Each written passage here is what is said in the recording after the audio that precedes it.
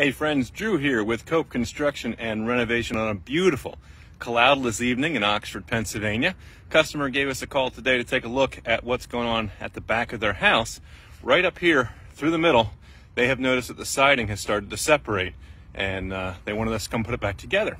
So this can happen for a number of reasons. What we're going to do today is take a look at it, see what's going on, and we're just going to probably snap it back together today, maybe throw a little adhesive on the back. But what I'm seeing is something that's fairly common. If you have your siding come apart dead smack center of the middle of the wall between the top and the bottom, there's a pretty good chance that what's going on with your house is the same thing going on here. What we find a lot of times is that when the houses are built, yes, the lumber may be kiln dried, but there is still room for it to shrink once the house has been assembled over time. This house was built in 2002-2003 time frame, so we're a little more than 15 years old.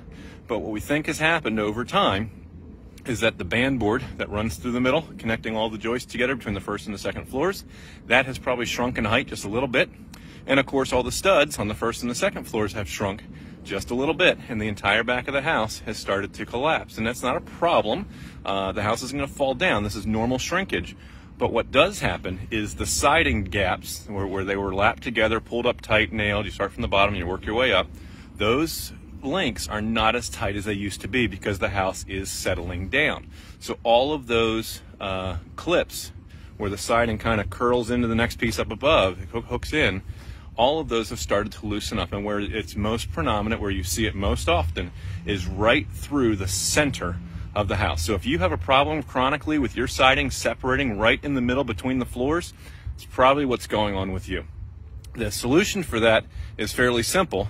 It involves taking the siding all the way down from the soffit down to that midpoint where you're having the problem, maybe a line or two further. And then what we do is just reinstall the siding and we tighten it up as we go. Siding is a vinyl product. Vinyl has one of the highest coefficients of expansion and contraction of any of the materials that we use in building. That means when it gets hot, it grows a lot bigger than other materials. When it gets cold, it shrinks a lot more. So the fact that this separated in the middle of winter, when it should be cold and at its tightest, that's obviously a concern, because in the summer times it's going to be wide open. So maybe we had a bad windstorm come through and loosen this up. Maybe that's what caused this. But overall, I think just it's an indication of the house starting to shrink and settle just a little bit. And so what we're probably going to need to do is sometime in the fall or in the spring, those are the best times to do vinyl siding, is take this down from the roof line down to the center point, reinstall it, stretching it tight, going back up. And there's a certain finesse to how tight you want to attach that siding when you're putting it back together.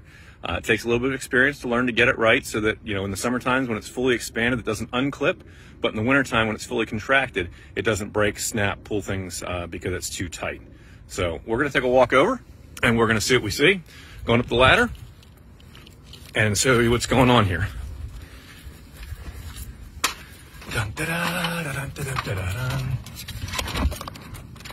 All right. So as you can see, this is disconnected, right? And what I'm looking at is how tight this clip underneath, where it lines up with this lap part from the part below it where it clips into. And what I'm seeing is that this piece of siding is definitely down a 1/4 inch below where it should be. So for this to be this loose in the wintertime is highly unusual, and it really tells me what we're probably going to wind up doing is what I just described, is taking the siding down to this point, probably a little bit further, and tighten it up. I did pull one of these apart earlier up top here, and we're finding the same situation up there where the lap is just a little bit further down than it probably should be. Now, putting this back together is relatively straightforward. We have a siding rip tool that we use for that, and probably not going to be super easy to do one hand holding the camera, but we get this in here and we pull that edge down,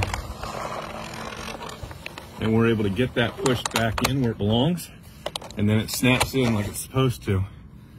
And then we just follow this all the way across, and then I'll have to get over on top of this roof and get this next piece and get that put back in as well. And it's great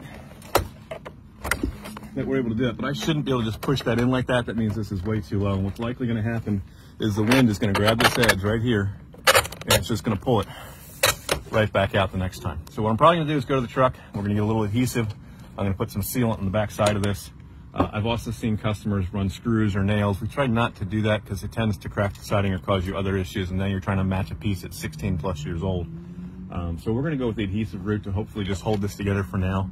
And then I suspect what we're going to recommend is come this spring, April, May, June, we're going to get back out here and probably recommend taking all the siding all the way back down and reinstalling it a little bit tighter where it needs to be to account for that shrinkage that has taken place with the wood and the lumber that's in the house.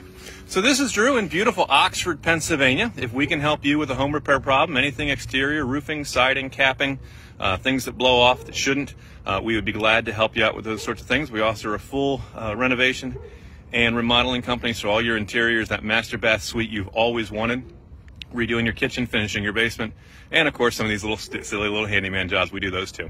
Give us a call, 484-748-0008. Choose option 2 for 𝗂𝘁 Construction and Renovation, and extension 2 for new projects, and our team would absolutely love to assist you with whatever problem you're having with. We always ask, what problem can we solve for you? This is Drew in Oxford, Pennsylvania. Remember, it's not just done, it's 𝗂𝘁 built. We'll catch you guys in another video. Bye for now.